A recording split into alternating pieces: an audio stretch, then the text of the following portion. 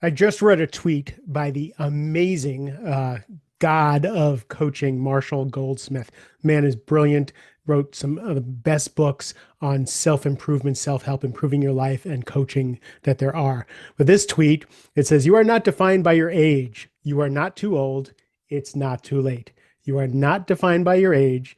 You're not too old, and it's not too late." Well, I beg to differ. I hate to contradict such a wise man. But the truth is, it is too late. It's too late for a lot of things. I just turned 60. And you know what? It's too late for me to be a professional tennis player.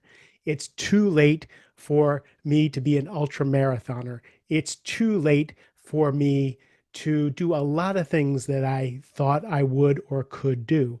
I'm 60 years old. I have a new Achilles tendon, right? My back has been hurt in so many different areas. I just healed my shoulder. There's certain things that I'm never going to be able to do again. And I need to accept that. There's also things have just gone by. Uh, so if you're listening to this, you're listening to the Mastering Overwhelm podcast. You know, if you've been a fan of mine for a while, that I used to have the Mastering Midlife podcast. There are 360, 70, 80 episodes of the Mastering Midlife podcast. During that time, I was writing the book, Mastering Midlife. There was a whole bunch of stuff that I was going to be doing with Mastering Midlife. I have the trademark, I have everything that I need, I have the URLs, all that stuff. I spent a lot of money on that, but the window closed. I didn't write the book. I got busy with my business. I focused on some essentials for my income, for the growth of my business, for the impact of my business, and writing the book just wasn't the thing to do. Now I'm writing my next book, The Rising Leader Handbook. So for me, I'm now focused on helping high achievers turn into effective leaders. I've kind of, now that I'm 60, it's a little late for me to be talking about midlife. I'm going to leave that to the 40 something year olds who are hanging from cliffs and still have the six pack abs, and they're doing midlife in a different way. I'm going into the geriatric sense. So for me, it is too late for a lot of things. It's too late for me to invest in Bitcoin at $2 a Bitcoin, right? It's too late for me to get into on Apple when it was affordable. It's too late. That said, the best time to plant a tree is 20 years ago. The second best time to plant a tree, today. The best time to buy Bitcoin, 15 years ago, right? Okay, however long it's been around. Next time is in this dip. This is really a great dip if you're into crypto and that kind of thing.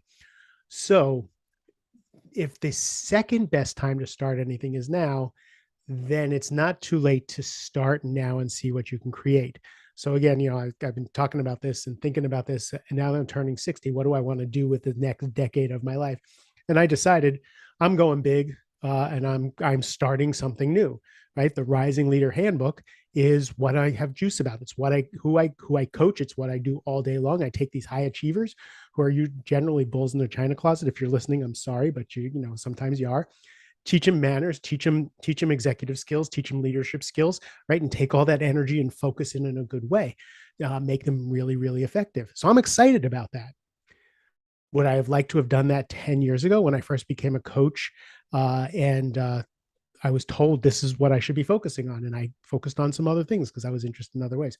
So it's not too late to begin. I just interviewed Michael Bungay Stanier, and his new book is called How to Begin. A lot of people are starting something new, right? So a lot of the great resignation. I don't know if that's really a thing, but it is in the media, and there are people changing jobs, right? So jobs are going away. People are starting to think about what they want to do with themselves. So they're thinking about starting businesses or starting hobbies or some kind of thing.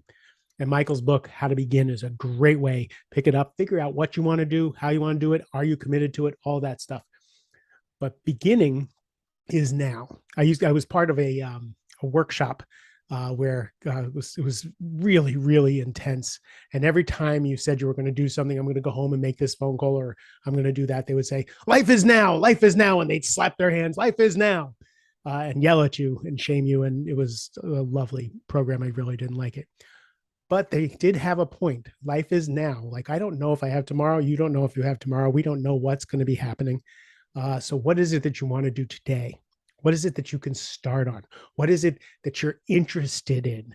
Right. So, you may have something that's interesting to you that's going to take 10 years. Maybe it's a degree in philosophy or something that's really interesting to you. Or you want to plant a tree and you want to see it turn into a shade tree, and it's going to take some time. You don't know if you're going to be around for the fruition. I don't know if I'm even going to finish writing the Rising Leader Handbook. I don't even know if anybody's going to care that I wrote the book, but I'm going to start, right?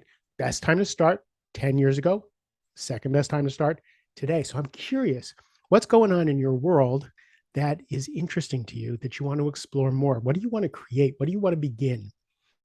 And like that workshop said, life is now. I suggest you get the Michael Bungay Stanier book, How to Begin, because it's so, so good. But I'll tell you, inertia will keep you from starting. Busyness will keep you from starting. Distractions will keep you from starting. Social media will keep you from starting. All these addictions to dopamine will keep you from starting what's really going to be fulfilling to you. So what can you do today?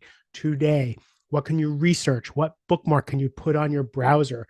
What one tiny little step can you take towards that thing that 10 years from now, you're going to be glad you started? I'm going to be looking for it. I love you. Have a great rest of the day.